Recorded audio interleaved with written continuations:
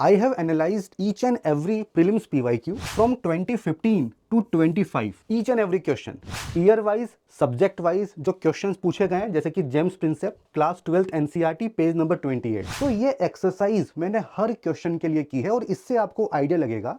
तो मिडिवल का weightage ancient से ज्यादा है और हम लोग क्या कहते हैं कि मिडिवल छोड़ दीजिए, ऐसा नहीं। 43% जो क्वेश्चन है उनका सोर्स ये सिंगल एनसीईआरटी है और इस एनसीईआरटी को भूल जाते हैं। Hello everyone, I have analyzed each and every prelims PYQ from 2015 to 25, each and every question, and based on this analysis मैं आपको प्रोवाइड कर रहा हूँ evidence based resource list, your only resource list for prelims 2026। And देखो सवाल ये उठता है कि what kind of evidence I am providing. तो लॉजिक बड़ा सिंपल सा है, पिछले 10-12 सालों में सब्जेक्ट वाइज जो क्वेश्चंस आए उनका सोर्स क्या था। अगर ये चीज़ हमें पता चल जाए तो उस बेसिस पे वी कैन फिगर आउट कि क्या रिसोर्सेज होने चाहिए, and this is exactly what I have done. तो मैं आपको क्या कर रहा हूँ, मैं आपको सब्जेक्ट वाइज शीट्स प्रोवाइड कर रहा हूँ, एंड इन शीट्स में मैंने क्या किया है, year wise, set wise, subject wise जो क्वेश्चंस पूछे गए हैं, जैसे कि जेम्स प्रिंसेप ये टॉपिक है, एंड इसका सोल्यूशन कहाँ पे दिया हुआ है, class 12th NCERT page number 28। तो ये एक्सरसाइज मैंने हर क्वेश्चन के लिए की है और इससे आपको आइडिया लगेगा कि कौन से रिसोर्सेज आपको फॉलो करने हैं for prelims 26 examination. This is I have done for each and every question, each and every subject, right. अब सबसे पहले ये समझो कि ये एक्सरसाइज क्यों जरूरी है एंड राइट रिसोर्सेज होना क्यों जरूरी है। देखो जो रिसोर्सेज हम फॉलो करते हैं कहीं ना कहीं एक ट्रस्ट डेफिसिट होता है, हमें भरोसा नहीं होता है कि यहां से क्वेश्चन आएगा कि नहीं आएगा। तो अगर आपके पास पीवाईक्यू बेस्ड रिसोर्स लिस्ट है तो उससे एक तो ट्रस्ट डेफिसिट नहीं होगा, एंड अगर ट्रस्ट होगा तो जो आपके एफर्ट्स हैं, बिकॉज टाइम तो बड़ा ही लिमिटेड सा होता है, तो आप अपने एफर्ट्स को राइट डायरेक्शन में चैनलाइज कर सकते हैं। एंड इससे होगा क्या, समय की बचत होगी, है ना, you will save lot of time, and इसका रिजल्ट क्या होगा, कॉन्फिडेंस। जो आपका कॉन्फिडेंस है, जो आपकी एफिशिएंसी है वो काफ़ी ज़्यादा होगी, और यही चीज़ मैटर करती है इन प्रीलिम्स एग्जामिनेशन।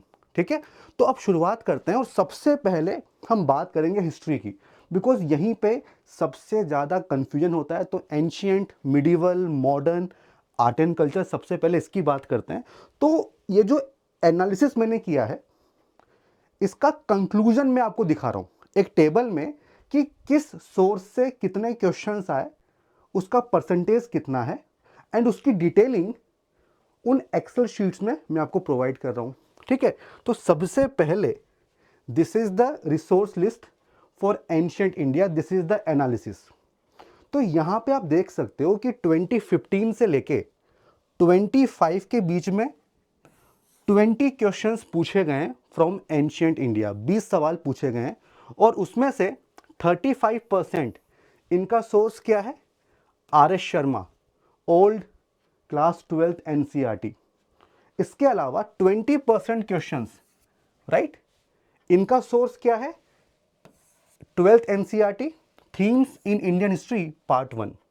तो आप देख सकते हो कि 55% क्वेश्चंस इन दो बुक से पूछे गए हैं। तो हर हालत में ये दोनों सोर्स आपको करने हैं, तो ये आपका प्राइमरी सोर्स हो जाएगा। किसी भी हालत में इन दोनों सोर्सेस को आपको करना है। इसके बाद देखो एनसीईआरटी क्लास 6 आवर पास्ट 1, यहां से भी एक सवाल पूछा गया है। अगर टाइम हो आपके पास तो इसको आप कर सकते हैं, ये आपका सेकेंडरी सोर्स होगा। Okay, this would be your secondary source. तो प्राइमरी हर हालत में करना है, सेकेंडरी अगर टाइम आपके पास अवेलेबल है तो कर लीजिए। इसके अलावा देखो जैसे मिडिवल इंडिया सतीश चंद्रा, ये वैसे भी हम करेंगे। इंडियन आर्ट, फाइन आर्ट्स वाली एनसीईआरटी, ये वैसे भी हमें करनी है। नितिन सिंघानिया, ये वैसे भी हम करेंगे तो इनका लोड नहीं है। अब ये जो उपिंदर सिंह है और जो रोमिला थापर है, भाई इनको भूल जाइए, इनको नहीं करना है, हमें पीएचडी नहीं करनी है, हमें केवल प्रीलिम्स निकालना है। तो अगर 50% मार्क्स भी आपके आ जा रहे हैं इन प्रीलिम्स तो कट ऑफ तो हो ही जाएगी ना। तो इन पे अपना टाइम वेस्ट नहीं करना है। उपिंदर सिंह, रोमिला थापर। मैं हमेशा कहता हूँ देखो हिस्ट्री में ना अगर आप 50% क्वेश्चन भी सही कर पा रहे हो ना तो उससे अच्छा कुछ हो ही नहीं सकता। 50% और वो आराम से यहाँ पे हो रहा है। आप देखिए अराउंड 60% क्वेश्चन आप एनसीईआरटी से कर पा रहे हैं। तो कौन सी एनसीईआरटी फॉलो करनी है? R S Sharma, themes part 1 and अगर टाइम है आपके पास तो अवर पास्ट 1 क्लास 6, ये 3 एनसीईआरटी आपको करनी है। ये हो जाएगा फॉर एंशिएंट इंडिया। ओके, इसके बाद जो सेकंड सब्जेक्ट है वो है मिडिवल इंडिया। और मैंने सुना है काफ़ी लोग कहते हैं कि इसको स्किप कर दीजिए। अरे भाई क्यों स्किप करना है? 2 नंबर मिलेंगे और अगर आपको सोर्स पता है तो उसको पढ़ने में क्या बुराई है ना। एंड जो शीट मैं आपको प्रोवाइड करूंगा उससे आपको ये भी पता चल जाएगा कि मिडिवल इंडिया पे कहाँ पे फोकस करना है ना। तो ये एनालिसिस आप खुद से भी कर सकते हैं, हालांकि मैं भी करूंगा आपके लिए।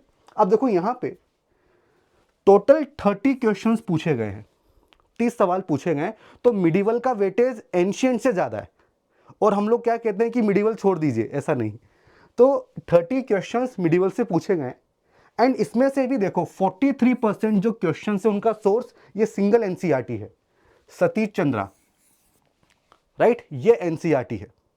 उसके बाद 10% क्वेश्चंस ये थीम्स पार्ट 2 से पूछा गया है, न्यू एनसीईआरटी जिसकी हम लोग बात करते हैं। तो around 53% and 7% question class 7th our past 2। तो यहां पे आप देख सकते हो कि ये कितना हो जाएगा, 60% क्वेश्चन, 60% क्वेश्चन आपकी एनसीईआरटी से डायरेक्ट पूछे जा रहे हैं। तो भाई अगर टाइम है आपके पास तो इसको कर लीजिए, ये आपका सेकेंडरी सोर्स हो जाएगा and this one would be your primary source. तो ये जो मैंने ग्रीन से हाईलाइट किया हुआ है ये तो आपको करना ही करना है। एंड ये जो थोड़ा सा ब्राउन कलर है अगर टाइम आपके पास है तो आप कर लीजिए, this would be your secondary source. अब देखो इसका ना मैं आपको एनालिसिस दिखाता हूँ जस्ट टू शो यू कि किस तरह से यूपीएससी में क्वेश्चंस पूछे जाते हैं। तो I hope this is visible to everyone, right. तो यहाँ पे देखिए आप, so this is the sheet for medieval India, right. 2015 से लेके 2025 तक का पूरा एनालिसिस है और यहाँ पे एनसीईआरटी पेज नंबर क्या है ये सब आपको मिलेगा। तो इससे आपको ये भी आइडिया लगेगा कि पढ़ना किस तरह से। तो ये सारी शीट्स आपको मिलेंगी मेरे टेलीग्राम चैनल पे, राइट, यूपीएससी विद सौरभ। अब फिर से इस पे आते हैं। तो this is my Telegram channel UPSC with Saurabh, इसको ज्वाइन कर लीजिए एंड ये सारी शीट्स मैं आपको वहीं पे प्रोवाइड करने वाला हूँ। मिडिवल हो गया। अब इसके बाद आर्ट एंड कल्चर, बाप रे, तो इस पे हमारा सबसे ज़्यादा फोकस होता है। एंड क्यों ना हो, आप देखो 67 क्वेश्चंस इस एरिया से पूछे गए। अब ये ब्रेकअप है तो 22% क्वेश्चंस उसका सोर्स क्या था, नितिन सिंघानिया। तो इसका जो लेटेस्ट एडिशन है वो कर लीजिए। और हाँ, ये पूरी नहीं पढ़नी होती है, कुछ सेलेक्टिव पार्ट ही आपको पढ़ना है। मैं अलग से वीडियो बना दूंगा क्या पढ़ना है, पूरी बुक नहीं पढ़नी होती है। एंड जो क्लास 11 की फाइन आर्ट्स की एनसीईआरटी वो इंपॉर्टेंट है, 6% क्वेश्चंस यहाँ से आए हैं। तो आप देखो अराउंड 28% क्वेश्चंस ये नितिन सिंघानिया और फाइन आर्ट्स से पूछा गया है। अब देखो जो ancient India R S Sharma ये आप करेंगे सही, थीम्स पार्ट 1 ये भी आप करेंगे, पार्ट 2 भी आप करेंगे, तो काफ़ी कुछ ओवरलैपिंग यहाँ पे होता है। ओके, एल बाशम नहीं करना है, रोमिला थापर नहीं करना है, उपिंदर सिंह नहीं करना है। ये तीनों सोर्स, हालांकि कुछ क्वेश्चंस पूछे गए, इसको स्किप कर दीजिए, लोड नहीं लेना है, फोकस करिए नितिन सिंघानिया पे, फाइन आर्ट्स पे, ये आपके प्राइमरी सोर्स होंगे। इसके अलावा देखो करंट अफेयर से काफ़ी क्वेश्चंस पूछे गए हैं, 45% करंट अफेयर से। तो जो भी मंथली मैगजीन न्यूज़पेपर आप रेफर करते हैं वो करते रहिए, इंपॉर्टेंट है, बिकॉज आर्ट एंड कल्चर में काफ़ी क्वेश्चंस करंट अफेयर से आते हैं। तो आपका सोर्स क्या होगा, art and culture, Nitin Singhania. And ये जो फाइन आर्ट्स की एनसीईआरटी है क्लास 11th, इतना कर लो एंड खुद पे भरोसा रखो, हो जाएगा, है ना। तो ये हो गया आर्ट एंड कल्चर। अब अगला जो सब्जेक्ट है यह है मॉडर्न हिस्ट्री। और यहाँ पे हम लोग गलती क्या करते हैं, हम फोकस करते हैं स्पेक्ट्रम के ऊपर, वो भी सेलेक्टिवली, और इस एनसीईआरटी को भूल जाते हैं, जबकि ऐसा नहीं करना है, दोनों इंपॉर्टेंट है। यहाँ पे दिख रहा होगा आपको कि अराउंड 50% क्वेश्चंस का जो सोर्स था वो था स्पेक्ट्रम। तो भाई ये बुक तो इंपॉर्टेंट ही है, इसकी एक एक लाइन आपको पता होनी चाहिए, एक एक लाइन। एंड अराउंड 20% क्वेश्चंस वो पूछे गए जो आपकी ओल्ड एनसीईआरटी है, बिपिन चंद्रा, 14 क्वेश्चन यहाँ से पूछे गए। तो ये आपके प्राइमरी सोर्स हैं, इन दोनों को पढ़ना है। मैं जानता हूँ कि इसकी लैंग्वेज थोड़ी अजीब सी है, दिखने में भी अजीब सी, पर पढ़ लो यार, है ना, प्रीलिम्स का सवाल है। तो ये दो आपके ना प्राइमरी सोर्स होंगे।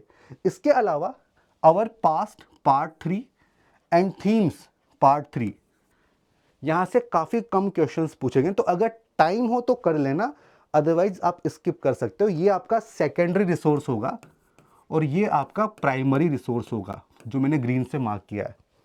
यहाँ पे करंट अफेयर से भी सवाल पूछे जाते हैं, है ना। तो जो मंथली मैगजीन या न्यूज़पेपर आप कर रहे हैं वो कंटिन्यू करिए, इससे आपके मॉडर्न हिस्ट्री वाले क्वेश्चन सॉल्व हो जाएंगे। तो this is for modern history, right. तो ये तो हो गया हिस्ट्री वाला सेगमेंट, ये तो हो गया हिस्ट्री वाला सेगमेंट। अब बात करते हैं ज्योग्राफी की। एंड अभी रिसेंट जो ईयर्स हैं उसमें इसका ट्रेंड अगर हम देखें तो क्वेश्चंस काफ़ी सारे पूछे जा रहे हैं। तो अभी तक अराउंड 120 क्वेश्चंस पूछे गए 2015 से लेके 25 तक। एंड यहाँ पे तो ऑलमोस्ट क्लियर ही है कि जो चारों एनसीईआरटी वो में करनी होती है, बट अगर आप एनालिसिस देखेंगे तो क्लास 11 की एनसीईआरटी ज़्यादा इंपॉर्टेंट है। आप देखो 19% क्वेश्चंस ये पूछा गया है from physical geography, 12% questions class 11th India's physical environment. तो ये दो एनसीईआरटी सबसे ज़्यादा इंपॉर्टेंट है 11th और 12th में अगर कंपैरिजन करोगे तो। उसके बाद जीसी लियोंग, इसको हम स्किप करते हैं, बट ऐसा नहीं करना है। अराउंड 10% क्वेश्चंस यहाँ से पूछे गए, स्ट्रेट फॉरवर्ड क्वेश्चंस होते हैं, स्पेशली जिसका पार्ट 2 है ना, वहाँ से सवाल पूछे जाते हैं। Then current affair and atlas, ये भी आपका प्राइमरी सोर्स है। तो प्लेसेस इन न्यूज़, है ना, ये आप प्रिपेयर करते ही हैं करंट अफेयर में। तो अराउंड 50% जो वेटेज है वो एटलस का है और करंट अफेयर्स का है। तो माउंटेन वगैरह इस पर बड़े सवाल पूछे जाते हैं, राइट। तो क्लास 11 की दोनों एनसीईआरटी करनी है अच्छे से, और जीसी लियोंग अच्छे से करनी है यहाँ पे। इसके अलावा देखो जो क्लास 10th और जो क्लास 12th की एनसीईआरटी, वहाँ से भी सवाल पूछे गए, बट वो मैं कहूँगा कि आपका सेकेंडरी रिसोर्स होना चाहिए, राइट। तो अगर आपके पास टाइम है तो इसको तो कर ही लो, इसको तो कर ही लो, और ये अपने हिसाब से देख लो, ये आपका सेकेंडरी रिसोर्स है, राइट। तो 11 की दोनों एनसीईआरटी करनी है, जीसी लियोंग करनी है, और ये इंडिया पीपल एंड इकोनॉमी इसको कर लो। और अगर टाइम है तो क्लास 12 की जो ह्यूमन ज्योग्राफी वाली एनसीईआरटी ये कर लीजिए, एंड क्लास 10th की जो ज्योग्राफी वाली एनसीईआरटी है ये आप कर लीजिए, बस, plus Atlas plus current affairs. तो ये हो जाएगा ज्योग्राफी के लिए। आगे बात करते हैं इकोनॉमिक्स। तो यहाँ पर भी काफ़ी सारा कन्फ्यूजन होता है, एंड स्टैंडर्ड बुक काफ़ी सारी हैं, बट ट्रस्ट का इशू है। और मैं आपको कह रहा हूँ कि आंख बंद करके you can trust Vivek Singh, ये जो बुक है ना, आप इसको ट्रस्ट कर सकते हैं। एंड देखो यहाँ पे जो क्लास 12 की एनसीईआरटी है, macro economics, 28 questions, around 14% questions आए हैं, ये काफ़ी सिग्निफिकेंट है। तो टोटल अराउंड 200 क्वेश्चंस हैं, और उनमें से 28 क्वेश्चंस एनसीईआरटी से आया है, class 12th macro economics, and 24 questions from Vivek Singh. And देखो यहाँ पे एक चीज़ मैं बता दूँ, ये जो मैंने काउंट किया है ना, ये 2019 से किया है, तो इसलिए भी थोड़ा सा वेटेज कम है, अदरवाइज बढ़ जाता। तो ये अच्छी बुक है, यूपीएससी के अकॉर्डिंग इसको लिखा गया है, तो आप इसको रेफर कर सकते हैं। तो ये आपका प्राइमरी सोर्स होगा, class 12 NCERT plus Vivek Singh. इसके अलावा देखो current affair, 61% questions current affair से ही आते हैं इकोनॉमिक्स में, 61 है ना, 61%। तो monthly magazine plus newspaper and सर्वे, ये तो करना ही है, ये भी आपका प्राइमरी सोर्स होगा। अगर टाइम है इन सब के बाद आपके पास, तो जो क्लास 11 की एनसीईआरटी है, इकोनॉमिक डेवलपमेंट, आप इसको कर सकते हैं। एंड अगर कॉन्सेप्ट आपके वीक हैं तो क्लास 10 की भी आप कर लीजिए। ये सेकेंडरी रिसोर्स होगा, प्राइमरी नहीं है।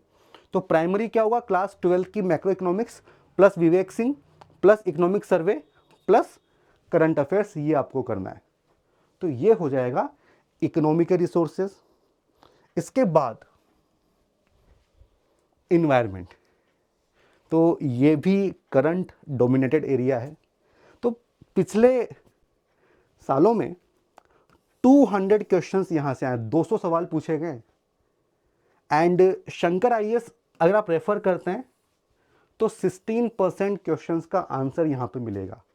तो शंकर आईएएस कर लो, लेकिन इसको भी सेलेक्टिवली करना है, हर चीज़ इंपॉर्टेंट नहीं है। तो वो जो पीडीएफ मैं आपको दे रहा हूँ उसमें आपको पता चल जाएगा कि क्या पढ़ना है। इसके अलावा देखो, ये 2 एनसीईआरटीज हैं, क्लास 11th 12th बायोलॉजी। तो इन्वायरमेंट से related and science and tech से रिलेटेड जो जो चैप्टर्स हैं वो कर लो, है ना। सेल का स्ट्रक्चर वगैरह क्या होता है, इकोसिस्टम वगैरह, तो ये ना ऑप्शन को एलिमिनेट करने में भी आपकी हेल्प करता है। तो ये आपका सेकेंडरी रिसोर्स होगा। टाइम मिले तो कर लो, ये तो करना ही करना है। प्लस करंट अफेयर्स, 55% क्वेश्चंस पूछे गए। कितने, 55%, 55% क्वेश्चन यहां से पूछे गए। तो मंथली मैगजीन प्लस न्यूज़पेपर, तो इस पे आपको फोकस करना है, राइट। ये हो गया इन्वायरमेंट। अब इसके बाद क्या आता है, next one is polity and governance. तो यहाँ तो ऑब्वियस सी बात है कि लक्ष्मीकांत करनी है, तो वो यहाँ से दिख भी रहा है कि पॉलिटी एंड गवर्नेंस मैंने दोनों को क्लब किया हुआ है। तो 191 क्वेश्चंस यहाँ से आए हैं 2015 ऑनवर्ड्स। एंड इसमें से 54% क्वेश्चंस आप लक्ष्मीकांत से कर सकते हो, आधे से ज़्यादा। तो इसकी तो एक एक लाइन पता होनी चाहिए। प्लस करंट अफेयर्स, तो मेनली जो गवर्नमेंट स्कीम्स इनिशिएटिव वाले क्वेश्चन होते हैं वो यहाँ पे मैंने प्लेस किए हैं। तो करंट अफेयर की जो मैगजीन है वो आपको करना पड़ेगा। जो एनसीईआरटीज़ हैं, देखो ये 3 एनसीईआरटीज़ हैं। Class 11th Indian constitution at work, ये आपका सेकेंडरी सोर्स होगा। Then politics in India since independence, ये भी सेकेंडरी सोर्स होगा, काफ़ी कम क्वेश्चंस आए हैं। एंड पॉलिटिकल थ्योरी, ये भी सेकेंडरी सोर्स। तो अगर टाइम नहीं है आप स्किप कर दो, अगर टाइम है तो प्रायोरिटाइज कैसे करोगे, ये पहले कर लो, उसके बाद ये कर लो, उसके बाद ये कर लीजिए। इस तरह से आप प्रायोरिटाइज कर सकते हैं। बट देखो यहाँ पे ना, ये जो लक्ष्मीकांत है 54%, तो केवल लक्ष्मीकांत से काम नहीं चलेगा। ये जो बेयर एक्ट है ना, इंडियन कॉन्स्टिट्यूशन, पीएम बख्शी, या कोई और भी बुक हो सकती है जहां पे आपको आर्टिकल्स दिए हों, तो लक्ष्मीकांत और इसको इंटीग्रेट करते हुए चलिए। तो कॉन्स्टिट्यूशन में क्या लिखा हुआ है ये पता होना चाहिए, है ना। बिकॉज सवाल पूछे जाते हैं कि this is provided by the constitution as per article number this, तो ये आपको यहां नहीं मिलेगा, ये आपको यहीं पे मिलेगा। तो इन दोनों को करना है। प्लस जो सेकेंडरी सोर्स होंगे ऑलरेडी मैंने आपको बता दिया। तो ये हो जाएगा फॉर पॉलिटी एंड गवर्नेंस। अब इसके बाद science tech and current affairs, यहाँ पे तो कोई कंफ्यूजन ही नहीं है। तो यहाँ पे केवल और केवल जो आपका न्यूज़पेपर है वो आप कर लीजिए, प्लस जो आपकी मंथली मैगजीन्स होती हैं किसी भी रेप्यूटेड कोचिंग की, करंट अफेयर मंथली मैगजीन्स, आप उनको कर लीजिए। ये दोनों सफिशिएंट है। अगर ये नहीं आप कर पा रहे हैं तो जो ईयरली कंपाइलेशन होता है, ईयरली कंपाइलेशन, है ना, ये आप कर लीजिए। एंड देखो साइंस टेक और इन्वायरमेंट, ये जो 2 सब्जेक्ट हैं ये मेनली करंट अफेयर ओरिएंटेड है। तो व्हाट आई वुड एडवाइज कि don't stick to 1 monthly magazine या 1 ईयरली कंपाइलेशन। आप किसी एक और कोचिंग के भी नोट्स ले लीजिए, मंथली मैगजीन ले लो। एंड जो नए टॉपिक्स हैं जो उस मैगजीन में नहीं है, है ना, उनको आप रेफर कर सकते हैं। तो इस तरह से साइंस टेक और इन्वायरमेंट में आप काफ़ी अच्छा स्कोर कर सकते हैं। तो this is the analysis. And subject wise जो शीट्स हैं ये आपको मिल जाएंगी on my Telegram channel. And देखिए जो लोग सीरियस हैं वो समझ सकते हैं कि what is the importance of this sheets. तो यहाँ पे मैंने year wise, subject wise topics आपको बता दिए, तो इससे आपको पता चलेगा कि क्या पढ़ना है, कैसे पढ़ना है, किस डेप्थ में जाके पढ़ना है। तो हालांकि इन सब पे मैं डिटेल्ड एनालिसिस करूंगा और आपके लिए वीडियोस जल्दी लाने वाला हूँ, है ना। इस चैनल को ज्वाइन कर लीजिए, ये सारी PDF आपको यहाँ पे मिलेंगी। एंड चैनल को सब्सक्राइब करिए, नया चैनल है, and I need your support. All the best and good bye.